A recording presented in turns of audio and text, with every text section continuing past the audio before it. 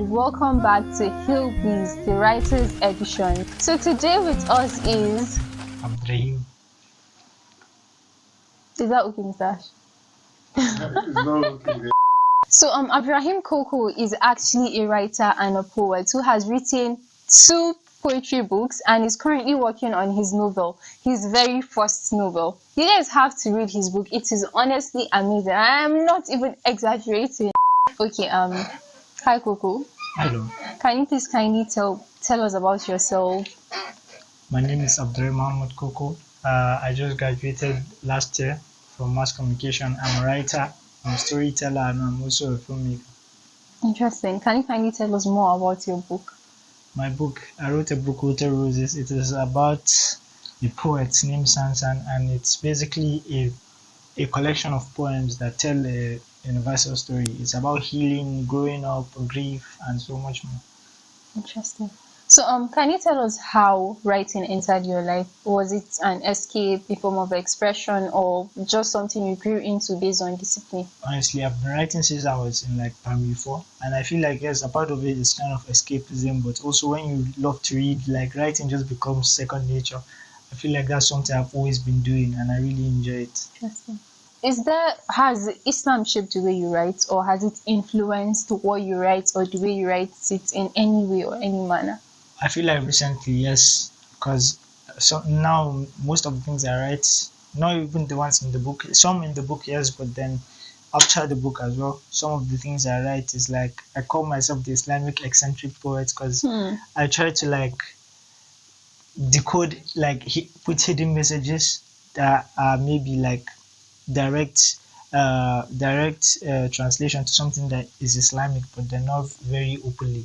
Just okay, and it's only if you know that you would know, yeah. Kind of thing. If it's mysterious and someone has to be more critical to draw the line between the two.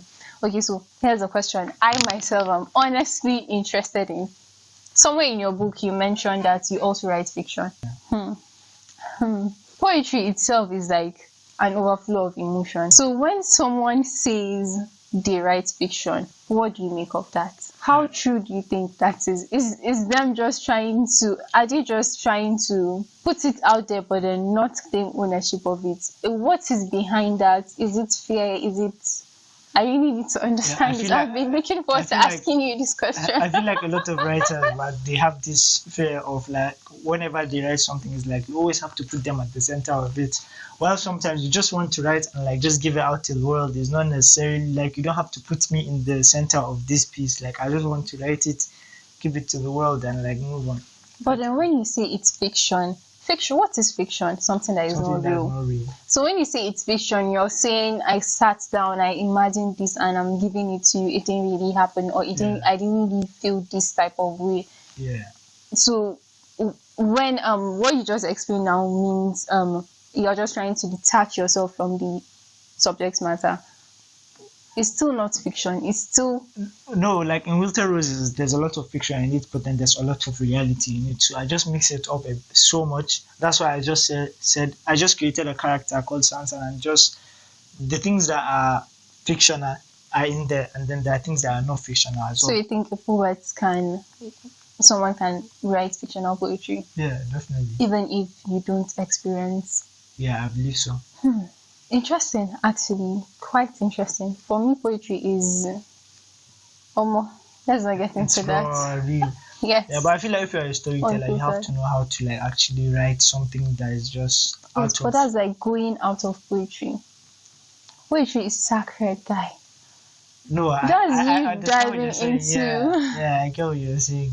But I've written fictional poetry. Honestly, I've written poetry. And you're 100% sure that it's really fictional. Yeah. There isn't any element of truth to it. Yeah. I find that very difficult to believe, honestly, but whatever makes you sleep at night, fine by me. So, how does writing serves you? There was a time I couldn't sleep. This was last year, sorry. I couldn't sleep. And my cousin was around with me too. He couldn't sleep. He sleepwalks. So he was working while he's sleeping. And then I have this really bad insomnia. I'm on medication. So if I don't take my meds, I don't sleep. and I couldn't sleep. And the only thing I could do was write. I was writing it and writing and writing and writing. And it's just like in spaces like that, writing really helps me calm down, be cool, and in so many places. Wow. How do you balance creative freedom with Islamic values? Well, I feel like Islam comes first. Like in everything I do, it comes first. So, like in this book, there are some poems that I had to remove because it was kind of questioning the idea of God and stuff Yeah, like that. So, blasphemy. so I had to just remove some of them. I feel like everything I do, Islam comes first, then it comes second. You've answered my follow-up question. I was going to ask you if there've ever been something that you wanted to write, but then you couldn't write it due to your Islamic background. So I think you've already answered that already.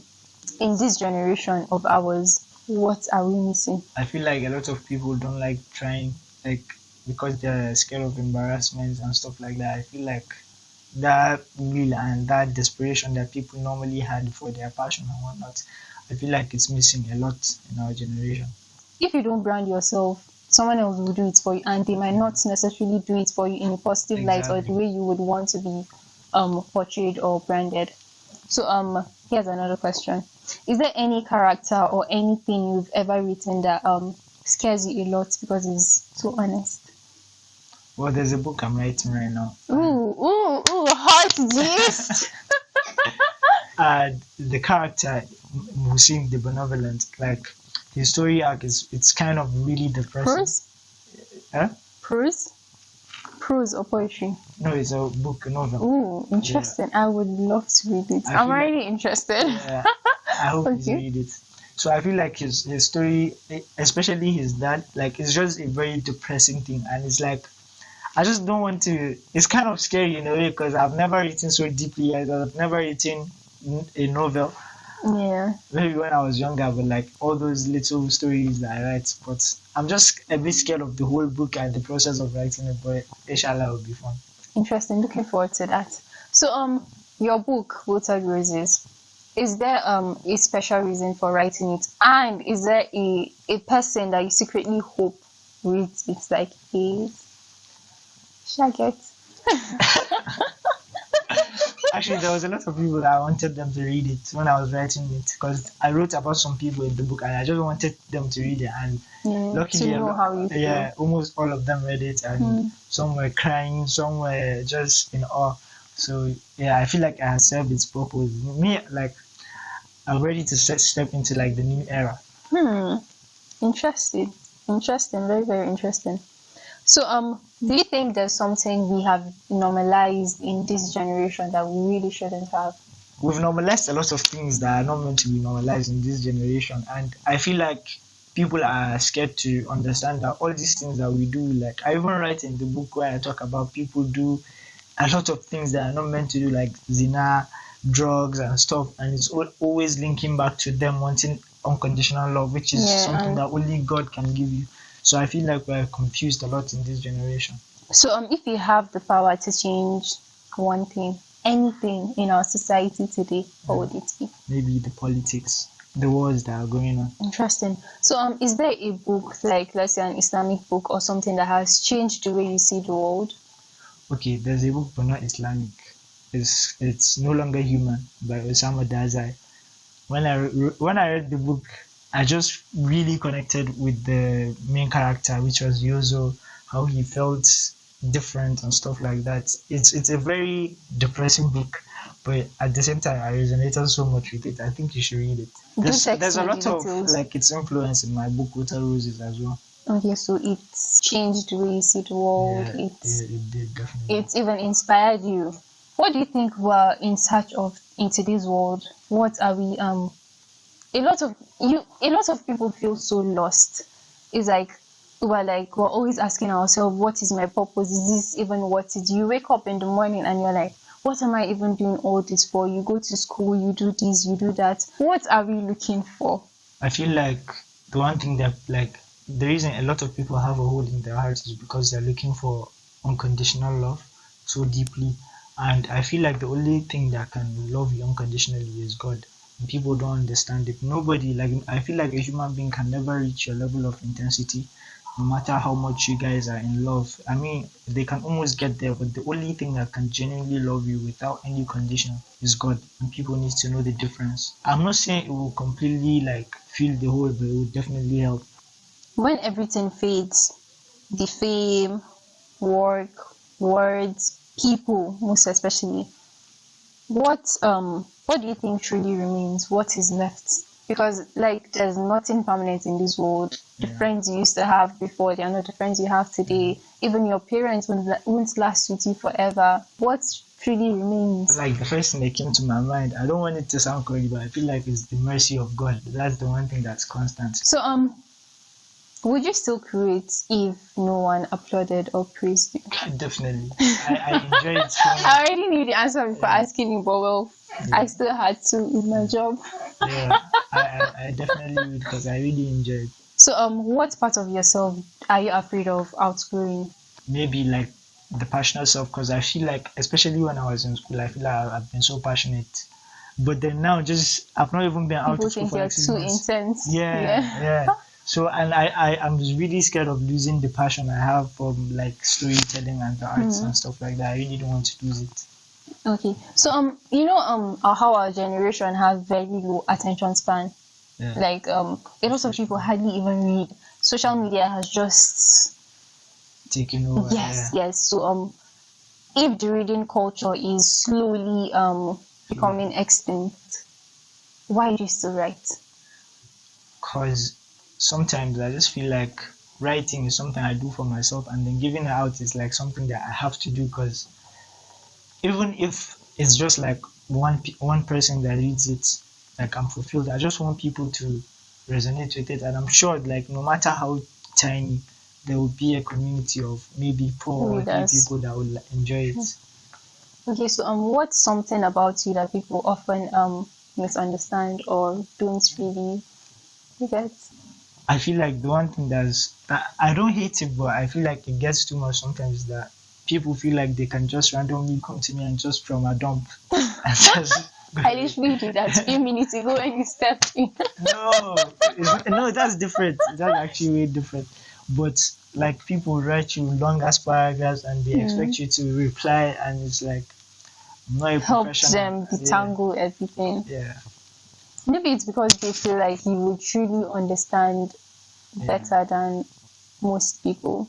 Maybe I feel honored that they trust me in that, but then it gets to a point where it's like a Yeah, bit I too get much. it's weighing down on you as Yeah. well. You're also human. You also, Yeah. I get. I can't say it will get easier, but well. So, what's the worst writing advice you've ever gotten? There was a time I asked somebody like, "Oh, why do they need inspiration to write?" And they told me that because of writer's block, and I genuinely don't have it. And they told me that if I don't have writer's block, then I'm not a real writer. So I was like, how does that make sense? After all, you said you're a fictional poet as well, so Yeah. there will definitely always be inspiration. Since sometimes you're just imagining these stuff and they don't necessarily And then have to be the thing happening is, to you in real I life. don't like force myself to sit down and write. I just like that's why whenever I'm writing a book, it takes like 2 years or a year, Yeah, because the I just feeling. whenever I get the inspiration, I open my notes app and write it. But I never force myself to write when I'm not in the zone. Yeah, I get. So, what would you like to say to your parents as a writer, not as their son? It's something that I have to do, and they just have to support it. Yeah. Even if they're scared that writing doesn't really bring the money or not, they just have to support me. At some point, it might. You never Exactly, know. you never know. Yeah, maybe you're writing the next bestseller. Who knows? Who knows? Exactly. Yeah, time will tell. What was the first thing that you once wrote which made you feel, oh my god, I might actually be a writer. Oh my god, this is just so good. Like, what made you realize that you are a writer after all? Okay, it's a poem I wrote called "The Burdening Burden That Learns to Be Unburdened." Yeah. So, what emotion do you find yourself writing the most, even unconsciously, like without meaning to? Love. Yeah.